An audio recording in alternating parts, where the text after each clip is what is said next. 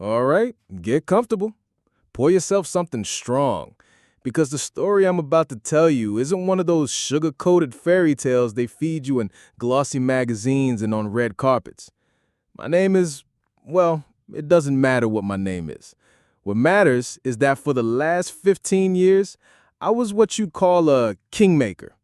I was a lead writer and manager at Universal Music. I saw stars being born and dying. I wrote their speeches, created their images, and pulled them out of scandals you wouldn't even dream of. And last week, I was fired. Staff optimization, they called it. Yeah, right. The truth is, I just started to know too much. And now that I have nothing left to lose, I'm going to tell you the truth. The truth about one of the biggest stars of our time, about Taylor Swift.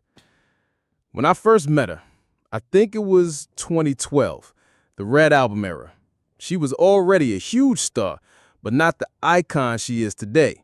She was transitioning from the country scene to pop music, and it was an incredibly tense time.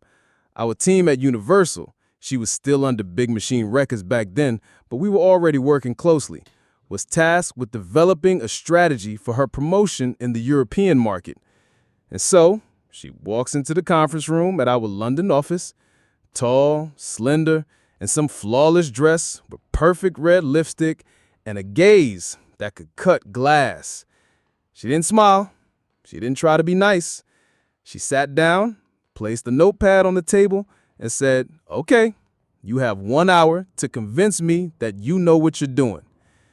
Over the course of that hour, she tore our 6 months of work to shreds. She asked questions that CFOs ask, not 22-year-old singers. What is the target demographic for this radio campaign? What is the expected ROI from this TV show? Why are we using this font in the promo materials? It doesn't align with the visual concept I approved last week. She talked about conversion rates, market trends, consumer psychology. I sat there thinking, God, what a bitch. Cold, calculating, like a machine. Not a trace of the sweet girl with a guitar, the image she has so carefully cultivated. We walked out of that meeting like wrung out lemons. My boss said at the time, "This girl is gonna eat us all for breakfast." And you know what? We redid everything, every single detail. And her campaign in Europe was a roaring success. But my impression of her only solidified. I saw her on sets, at rehearsals. She demanded absolute perfection from herself and from everyone around her. If a lighting technician made a mistake, she would stop the rehearsal and calmly but very clearly explain which beam needed to shine where. If a dancer was slightly out of sync, she would walk over and personally show him the move again and again until he did it perfectly. I remember one incident during the filming of the Blank Space music video. This was 2014. We were shooting in a huge mansion and everything had to be luxurious. There was a scene where she was supposed to cry while standing by a window.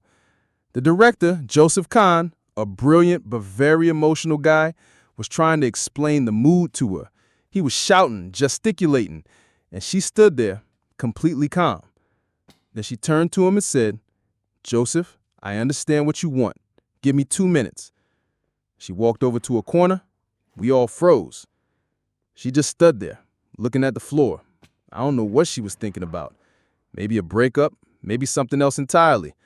Exactly 2 minutes later, she returned to the camera and a single, perfect tear was rolling down her cheek. The director was in shock. We shot that scene in one take. It was frightening. It wasn't emotion. It was complete, absolute control over her body and her feelings. For years, I watched her. I saw her feud with Kanye West, and yes, I was there when the whole Kim Kardashian snake story blew up. The entire industry was laughing at Taylor back then. We at Universal were called onto the carpet. "How did you let this happen? Her reputation is ruined." We were preparing crisis plans, press statements. And her? She vanished. Just disappeared for a year. No tweets, no photos, nothing. We thought it was the end. And then one day, in 2017, she summoned the key team to her house in Nashville.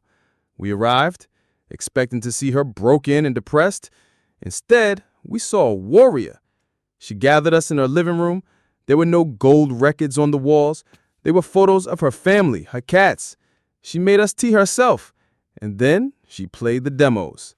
It was the Reputation album. And that's when I started to understand something. She wasn't hiding. She was working. She took all the venom that had been spewed at her and turned it into art. She took the snake image they had branded her with and made it the symbol of her comeback. On the Stadium Tours letter, they sold inflatable cobras for $60 and people bought them like hotcakes. She monetized her own humiliation. It was so brilliant and so cold-blooded that for the first time, I felt not just fear, but respect for her. But the real turning point in my attitude came later.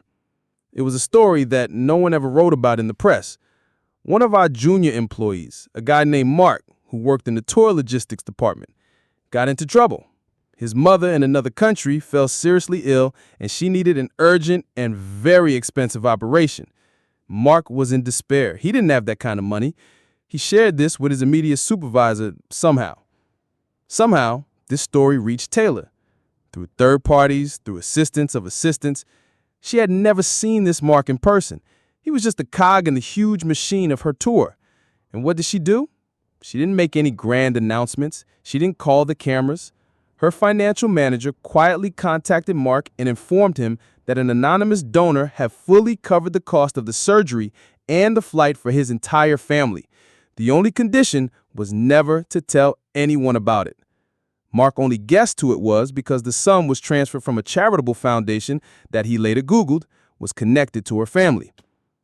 I found out about this by accident several years later when I was having a beer with that same department head, and he told me the story in strict confidence.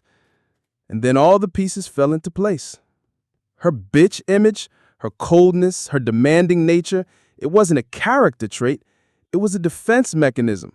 It was the armor she put on to survive in a world where male executives were used to seeing young female singers as nothing more than pretty dolls.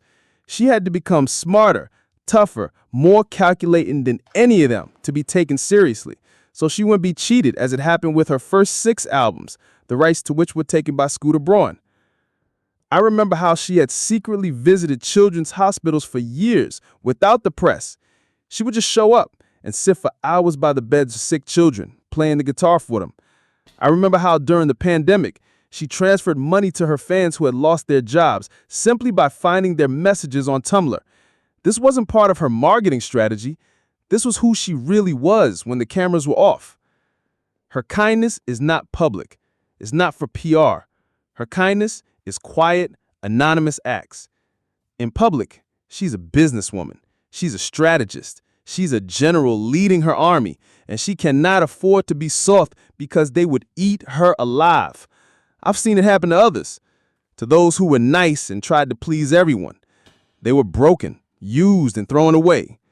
But she endured. And not only endured, she won. She forced the entire music industry to play by her rules. The re-recording of her old albums wasn't just an act of revenge against Scooter Braun. It was a precedent. She showed all young artists that you can and must fight for your art. It was a move that cost millions, but brought her something far more valuable, power over her own legacy. Now, as I sit here, fired and a little lost, I think about her, and I realize that she's one of the few real people in this fake business. Yes, she may seem cold and calculating. She might intimidate you with her business acumen, but behind that facade is a person with a huge heart and a spine of steel.